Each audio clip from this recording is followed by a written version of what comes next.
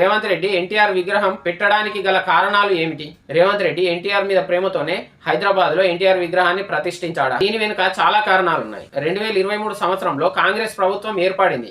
కానీ ఉమ్మడి హైదరాబాద్ లో కాంగ్రెస్ కు ఒక్క సీటు కూడా దక్కలేదు.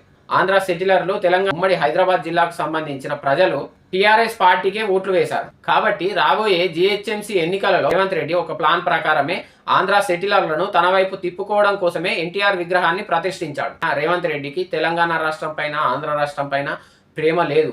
ఒక రాజకీయ నాయకుడు తన పదవిని కాపాడుకోవడం కోసం, రాజకీయంగా సస్టైన్ కావడం కోసం ఏం చేయాలో రేవంత్ రెడ్డికి తెలిసినంతగా ఎవరికీ తెలియదు. ప్రజలను తన వైపు తిప్పుకోవడంలో ఎవరికి ఏ హామీలు ఇస్తే తన వైపు తిరుగుతారో రేవంత్ రెడ్డికి తెలిసినంతగా ఎవరికీ తెలియదు.